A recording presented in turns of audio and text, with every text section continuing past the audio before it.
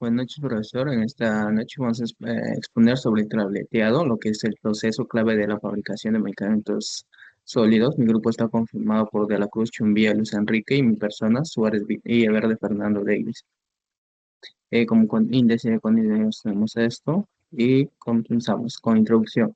Es el tableteado. El tableteado es un proceso industrial y farmacéutico mediante el cual se elaboran tabletas que son formas farmacéuticas sólidas de dosis unitaria, generalmente obtenidas por compresión de polvos o gránulos, que contiene uno o más principios activos y excipientes.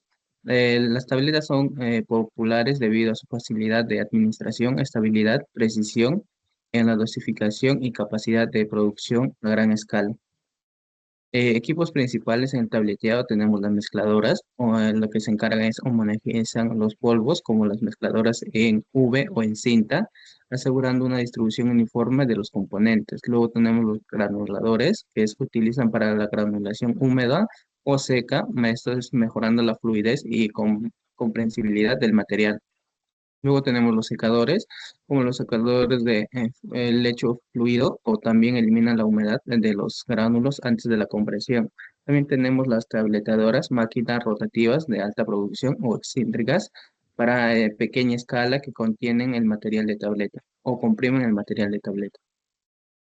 Luego tenemos lo que es el etapa del proceso de tableteado. El tableteado involucra varias etapas críticas, cada una diseñada para garantizar la calidad, uniformidad y eficacia del producto final. Primero tenemos la formulación. Antes del tableteado se diseña la fórmula de la tableta seleccionando el principio activo, el componente farmacológicamente activo, excipientes y sustancias inertes que facilitan la fabricación, estabilidad o administración.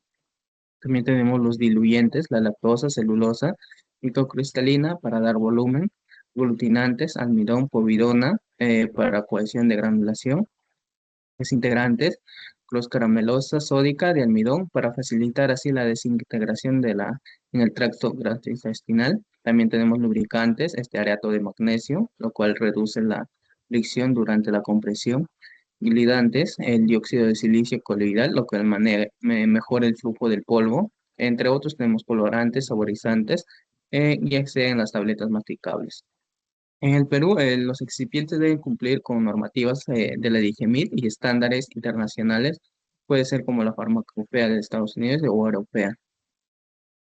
Tenemos también lo que es la preparación del material, donde el material de tableteado puede ser en polvo o gránulos. Se utilizan dos métodos principales, la compresión directa, el cual consiste en la mezcla directamente del principio activo y excipientes en polvo.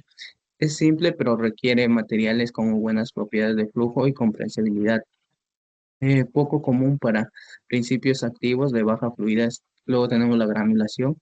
Esto se mejora la fluidez y la compresibilidad del polvo. Existen dos tipos. Tenemos la granulación húmeda. Se agrega un líquido aglutinante, ya sea puede ser agua o alcohol, para formar gránulos. Luego se secan y tamizan. Luego tenemos la granulación seca. Esto se compacta el polvo sin líquido, formando láminas que se trituran en gránulos, usado para materiales sensibles a la humedad. En el Perú, muchas industrias farmacéuticas locales, como Laboratorio de Portugal o Medifarma, usan lo que es la granulación húmeda. Esto se debe a su versatilidad, aunque la comprensión directa también es preferida para reducir costos en genéricos. Ahí pasa mi compañero.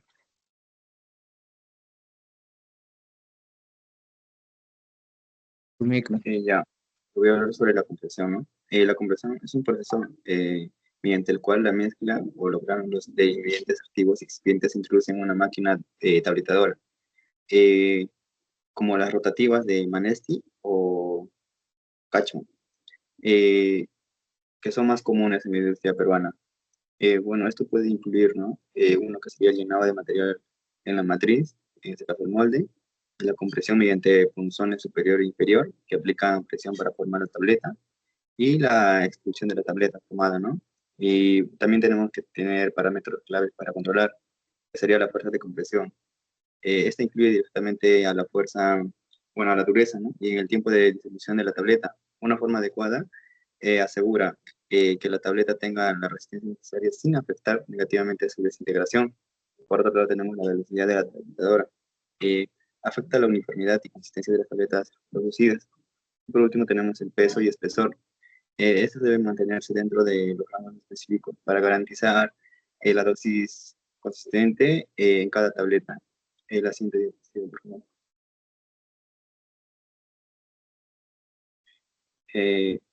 Bueno, tenemos el recubrimiento. Bueno, también cabe mencionar de que tenemos dos tipos de métodos de compresión, ¿no? Que sería la directa, donde se mezclan los polvos y se comprime directamente en tabletas. Y luego tenemos la granulación seguida de compresión. En esta primero se granulan los ingredientes para mejorar la fluidez sin compresión, luego se comprime. Este método es preferido cuando los polvos tienen baja fluidez o cuando se requiere mejor la uniformidad y propiedad de las tabletas. Ahora, en el recubrimiento, eh, bueno, el recubrimiento de tabletas se realiza, uno, para proteger el principio activo contra factores como la humedad o la luz. Por otro lado, también para mejorar el sabor o la apariencia del medicamento. Y por último, controlar la liberación del principio activo, por ejemplo, con recubrimiento eh, entérico, ¿no? Que protegen el estómago. Y ahora, los tipos de recubrimiento tenemos recubrimiento de película, utilizada polímeros como hidroxipropilmetil celulosa, ¿no? Que es una capa fina, duradera y rápida de aplicar, que no aumenta mucho en el tamaño de la tableta.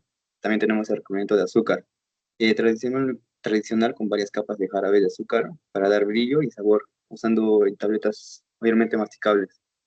Y por último tenemos el recubrimiento entérico, eh, también hecho con polímeros como talato de celulosa, diseñada para resistir el ambiente ácido del estómago y liberar el medicamento del intestino delgado, ¿no? Este es común en medicamentos como los antiinflamatorios, no esteroideos, más conocidos como los AINES, para reducir la irritación gástrica. La siguiente diapositiva, por favor. Ya, también tenemos el control de calidad, ¿no? La calidad de las tabletas se evalúan según las normativas, ¿no? De farmacopeicas, UCP o BP, ¿no? Requeridos de Digemit en Perú. Estas incluyen la uniformidad de peso, que deben ser más o menos al 5% del peso promedio. Eh, También tenemos la dureza, ¿no? Medida con durómetro, típicamente entre 4 a 8 kp para tabletas convencionales. La fiabilidad, que es pérdida menor al 1% en pruebas de tambor rotatorio, tiempo de desintegración, ¿no? Por ejemplo, menos de 30 minutos para tabletas no recubiertas. La disolución, porcentaje del principio activo liberado en el tiempo específico. Y el contenido del principio activo, esta para garantizar la dosis correcta. La siguiente diapositiva, por favor. Desafíos en el tableteado. En este tenemos, ¿no? Que serían propiedades del material, que en este caso son polvos con baja fluidez o comprensibilidad, que pueden causar problemas como capín, que es la rotura de la tableta, o laminación. También tenemos la contaminación cruzada, especialmente en plantas que producen múltiples medicamentos. También tenemos el cumplimiento normativo, que en Perú, Digemit, exige buenas prácticas de manufactura para asegurar la inseguridad y, no, para asegurar la seguridad y calidad del producto. Y por último también tenemos los costos, ¿no? El uso frecuente de excipientes importantes incrementa los costos de la producción. Y eso sería todo. Muchas gracias.